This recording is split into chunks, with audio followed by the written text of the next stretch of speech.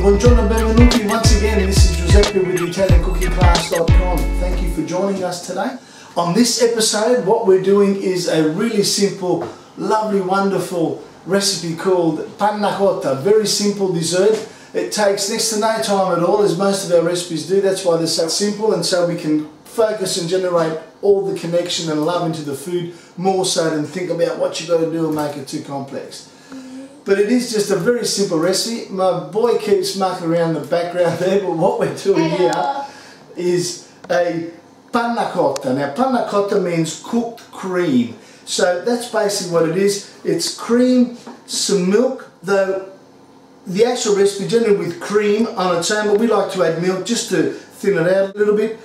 We've got gelatin sheets here. You can use some just gelatin granules on their own if you like. Just make sure they're a good quality one and just work out the right dosage. But I use about 1.5 sheets. Some sugar as well. Just sugar is just a sweetener. You don't have to use it. Use as much as you like. I've got a teaspoon in there, a tablespoon, I'm sorry, just to add that little bit of sweetness. And again, this Vincotto product that I used in some other recipe, since I found that it's just drop dead gorgeous. I use it all the time in lots of things, in dressings, any type of toppings for things, and just unlimited amounts. And it has been around for some time, but I've just discovered, thankfully, and it's great. And we're going to use about 50 ml of that. Okay, and we'll get that happening. First thing we're going to do is soften the gelatin sheets in lukewarm water, just slightly tender, so that it actually softens the gelatin sheets, so that when they're actually added to the hot solution, which is the milk and the cream, that they will dissolve a lot easier. So we'll let them soften while we get the rest of the things on the heat. And then what we'll do is we'll squeeze the water out of the gelatin and we'll add it to the hot solution. While the gelatin sheets are softening in the water, we're going to just put all these ingredients in a pot together. It's going to heat it till a slight boil happens. You know how around the edges you just get that little bit of boiling? When it's that point, that's done. Then we'll add the actual gelatin sheets. And just starting to get a little boil around the edges. There we go, that's just perfect. We'll just turn that off now. We'll get this gelatin out. As you can see, it's softened quite a lot.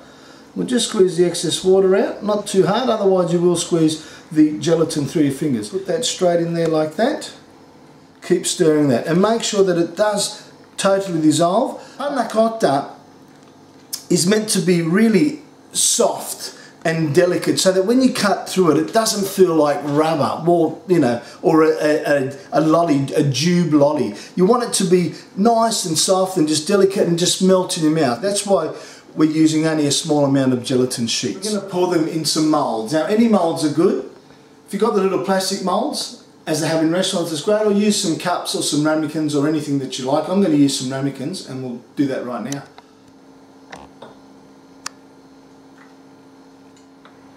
We're going to get some cling film or cling wrap, whatever you like to call it, and we're going to actually lay it inside and on the surface and come back up of the Panna Cotta, because this way it stops the air from getting to it and causing a skin. So this is the cling wrap here, the cling film. We just put that in there and we'll just push it down so that it makes contact with the surface. Another one here now, just to show you that again, just push it down in there, and this stops it from skinning, and it's beautiful, beautiful, beautiful.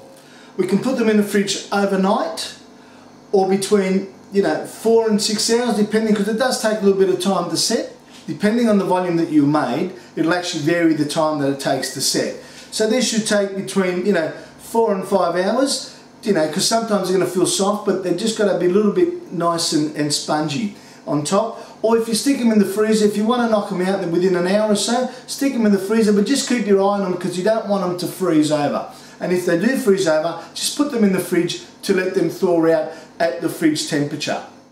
Okay, buongiorno, good morning. We're back here the morning after for the Panna Cotta. We're just about to try it. Excuse me, I'm just like this. I just did my morning exercise and I just couldn't wait to show you the Panna Cotta ready to go. They've been in overnight. Last night I had one before I went to bed, because it was only a few hours, and like I said, 3 to 4 hours, and they're set again depending on the volume. They're set lovely now, so we'll just take them out, knife's edge, and just push it around. And also what you want to do is just lift that a little bit just to get some air under it, so that when you turn it over it just falls away. Otherwise it just sticks to it and it creates a bit of a vacuum. So we'll just do that, we'll just get some air under it like that and we'll just turn it over.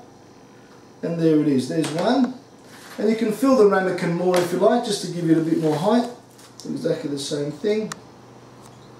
Just get a little bit of air under it, anywhere you like. And there we go, it just falls out. That is sensational.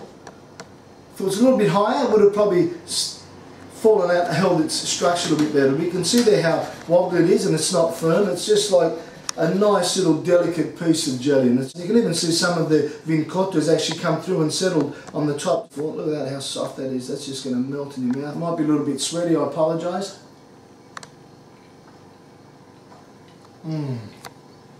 That is so delicious. It's just like a burnt toffee caramel flavour from the Vincotto. Wonderful, thick, textured, creamy, set consistency, which is just beautiful. Panna Cotta, have it with a wafer, have it with some fruit, have it with a cream on the side. I used to serve it with some macerated prunes, they were just beautiful.